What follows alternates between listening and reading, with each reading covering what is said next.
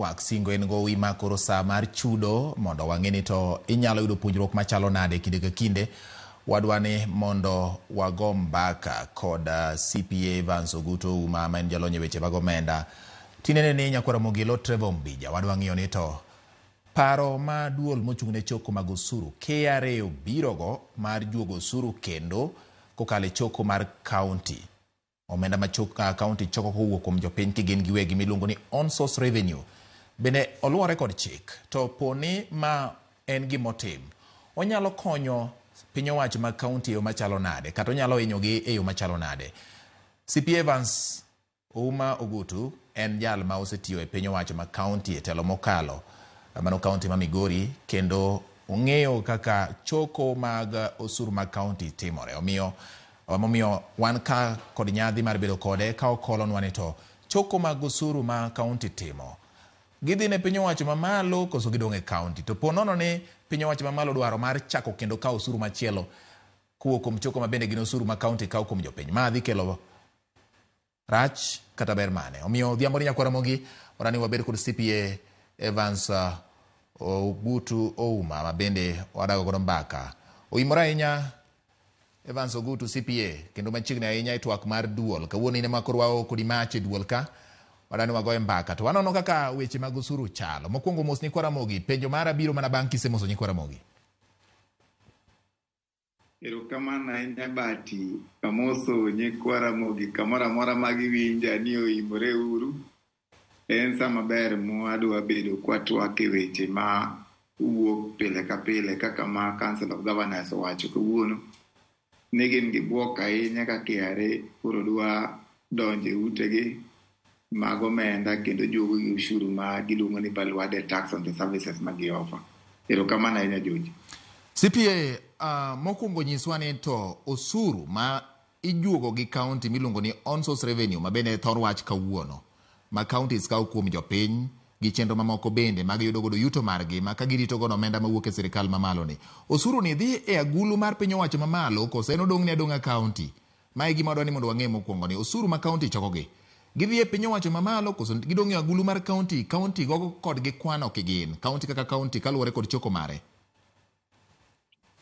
Erokamano ahinya Bati. Wach mokwongo ma nyaka wang'e ne county en sirikal. Iyudo ka kisomo Article 6 wacho ni kisomo Article 6 mar Constitution marwa chakre 1 nyaka gimoro 3 kanyo gimotemo ga lero ni Kenya en territory mobedo divided into counties. Omiyo counties gi begin sirikal yore.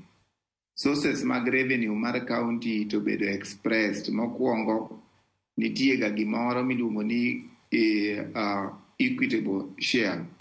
Equitable share ni en oa e national government kobire e county. To kodonjo kacha odonjo agulu achiel. Agulu no iluongo ni county revenue fund. Mane kama pes duto mag county donje. Kopogore gi pesa ma e sirikal mamalo, nitie pesa ma county be choko wuon. Pesa mochoko wuon ni iluonge ga ni total on source revenue. Total on source revenue be sirikal ni opogo nyadiriyo.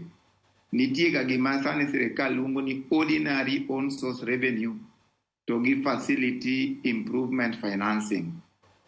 Facility improvement financing ging'iyo go yore ma health care nyalo bedo ga affordable mondo mi jowa ma jopiny ma local kagi oyud thieth e yo makare. Omiyo mane ma gitemo keto kata inyalo luonge ni appropriation in aid. En pesa manyalo konyo osiptende wage ringo. Odiochieng' kane koro ichulo kata siling moro 20 ng'adni go receipt ichak idhi ichulo moro matin koken mag yath gik makamago. Pesa go duto te kata otimni lab test duto mago iluongo ni facility improvement financing kata appropriation in aid. Mopogore gi on source revenue category no nitie gik ma iluongo ni ordinary on source revenue. Ordinary on source revenue gin pesa moko ma ineno ka ong'adi oket jajuok moro ong'adi e bas pa kacha ging'ado pesa. Kata gibiro giwuothe dukniu to iyudo ka ok nyisi ni ong'aw permit moro kacha iluongo ni single business permit. gigo duto kata market dues moko ma county choko, mago duto te kidhi riwo gi facility improvement financing gi miluongo ni total on-sales revenue. Pesa gi duto chiko koyiene county to use them at source. Pesa gi duto iore county revenue fund. County revenue fund ni mana kosepuodhi through the control of budget and national treasury kokinyalo tiyo gi pesa ni. Koro magi pesa ma county nyalo tiyogo mana kopuodhi gi rang'eny kata gi ratiro mag chik omenda moseketne under the Public Finance Management Act.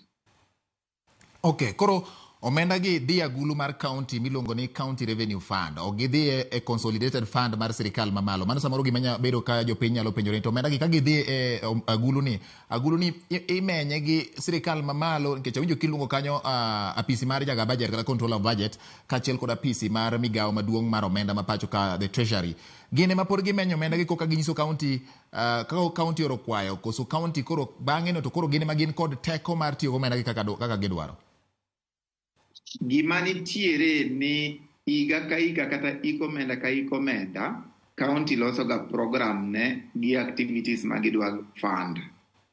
Omiyo programs gi duto te gibedo funded under the county revenue fund kata consolidated account. En agulu achiel moriwo county gi te. Ineno ka agulu no nyalo riwo votes duto mag executive to gi mag assembly e county revenue fund. The county revenue fund ni agulu ni pesa donje nang'o. Sirikal mamalo ore pesa ma iluongo ni equitable share donje agulu ni. Apart from pesa ma sirikal mamalo ore agulu ni nitiere pesa mijuogo wa konyo di chieng' piny maru ka be dhi donje agulu ni. Mane agulu mar county revenue fund. Agulu ni ema pesa duto mojuogi kata osiptal oningo bed ni donje. Koro agulu ni is at county level. Enemo okonyo fund programs mag county under the ikomenda manitiere no. Koro gima nitie ni kapok itiyo kode, okoyieni ni county revenue fund ni nyalo tiyo yora ni kawuono dhi gole pesa. Nikech county revenue fund en account mobedo held at Central Bank of Kenya. Ok en account minyalo yudo ni nie county ka county. En county revenue fund, but county revenue fund en account mobedo held at Central Bank of Kenya. Mondo mi gole kata nduru, nyaka iluri gi chik mowacho ni kawuono nwada golo pesa wadhi chulo jotich. Koro kwa wuok nwadhi chulo jotich, wandiko kwayo from the county treasury twaure the office of control of budget ma chik opuodho mondo mi ong'i ni pesa mwada golo ni boluwore gi chik. Kagi wase golo kwa ene mokelo approval. Koro approval ni mwadhi ge Central Bank ema chako golo pesa gi. Koro pesa gi kose gol county revenue fund inyalo ket gi various accounts mwatiyogo. Account go nyalo bedo kata operations account, mani e Central Bank be mani nyalo chul go mshahara, inyalo chul go suppliers. Account gi nyalo golo from county revenue fund to development account, minyalo chul go contractors magwa. Koro pes duto mochok gi county onego bedi keto in each and every county agulu miluongo ni county revenue fund. To gole to nyaka iluri gi chik kokichako yude titiyo kode Central Bank mana kanyo. Erokamano nya CPA.